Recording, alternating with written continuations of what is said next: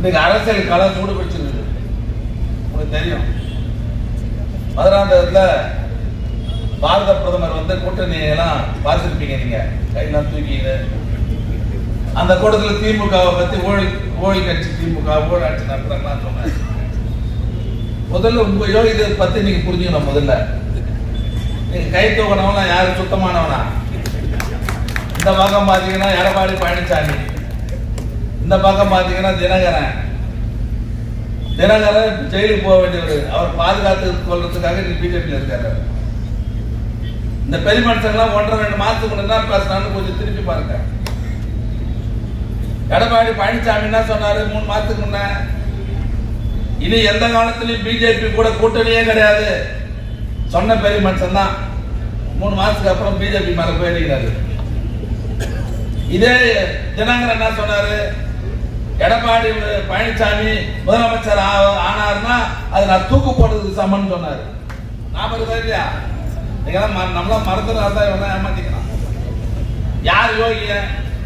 நம்மளை பார்த்து ஊழல் ஆட்சின்னு சொல்றிய, உங்களுக்கு யோகிதா இருக்குதா? 100 கோடி ரூபாய் ஃபைன் கட்டிட்டு பாவம் ஜெயலலிதா உயிரோட அதுவும் 3-4 வருஷம் இருந்துட்டு வந்திருக்கோம். அந்த மாதிரி இறந்து போச்சு. 100 கோடி ரூபாய் ஃபைன் கட்டிட்டு 4 வருஷம் ஜெயில இருந்துட்டு வந்தது யாரு? யாரு?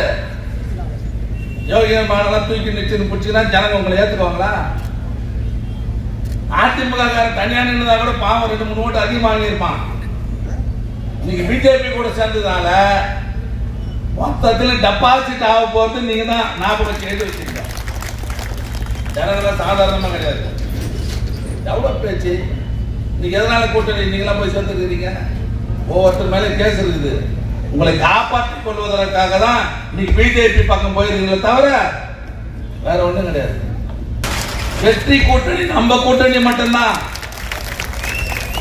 பற்றி சொல்றேன், நீங்க எழுதி வச்சுங்க. நான் ஒரு நாளைக்கு குறைஞ்சது 5000 பேர் பார்க்காத வீட்டுக்கு போறது கிடையாது. நம்முடைய ஒப்பற்ற தலைவர் தளபதிக்கு இந்த நாட்டு மக்கள் மத்தியில் இருக்கிற மிகப்பெரிய மரியாதை வேற யாருக்குமே கிடையாது. 2021 1.5 மாசத்துக்கு நடைபெறும் தேர்தலில் மிகப்பெரிய வெற்றி பெற்று 7வது முறையாக திமுக ஆட்சிக்கு வரும். 2வது முறையாக நம்முடைய தலைவர் அவர்கள் மீண்டும் ஆட்சி பொறுப்பு முதலமைச்சர் வருவார். யாரும் தடுக்க முடியாது. ஒண்ணுமே செய்யலன்றீங்களா? இன்னும் என்ன செய்யணும்?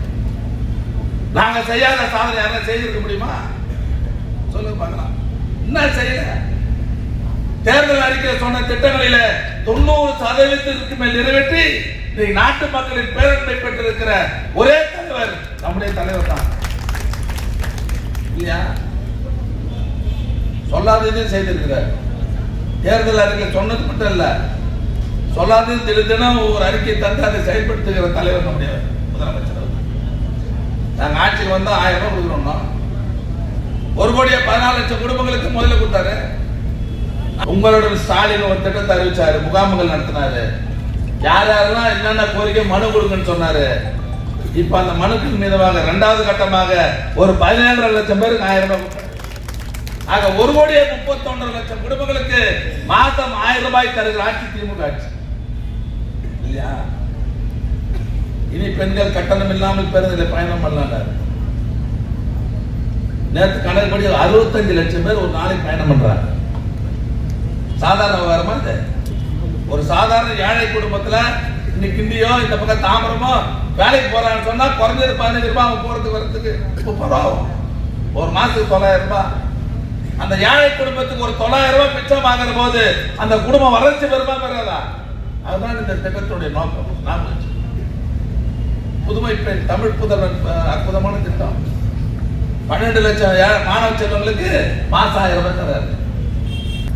இன்னைக்கு இந்தியாவிலேயே பட்டியல் இல்லாத ஒரே மாநிலம் எதுன்னு சொன்னா அது தமிழ்நாடு மட்டும்தான். அந்த நிலையை உருவாக்கிய தலைவர்கள் கலைஞரும் கலைஞரின் மறு உருவாக இருக்கிற நம்ம தலைவர் தளபதி மட்டும்தான். இதெல்லாம் நான் அனுபவிச்சு சொல்றேன். இல்லைன்னு சொல்ல முடியுமா? எவ்வளவு திட்டம். ரேஷன் கடையில் போனா பெரியவங்க, சில குடும்பங்கள்ல பெரியவங்களை அமைச்சிருவாங்க ரேஷன் கடையில் பொருள் வாங்கிறதுக்கு.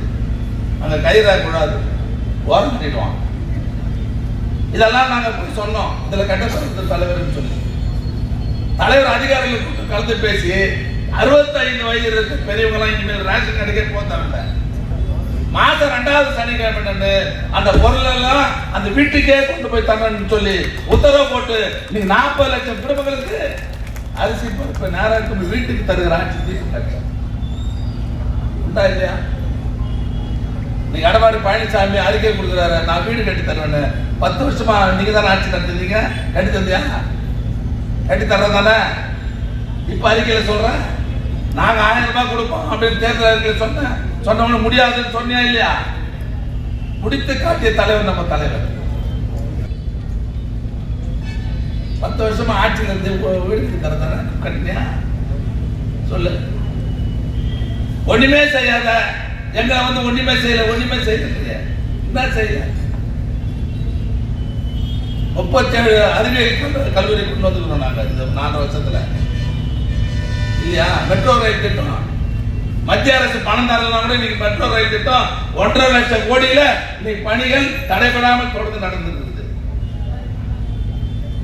சின்ன கிராமங்கள்ல இருந்து பெரிய மாநகராட்சி வரை மக்களின் அடிப்படை தேவையை மிகச்சிறப்பாக செய்திருக்கிற ஆட்சி திமுக ஆட்சி.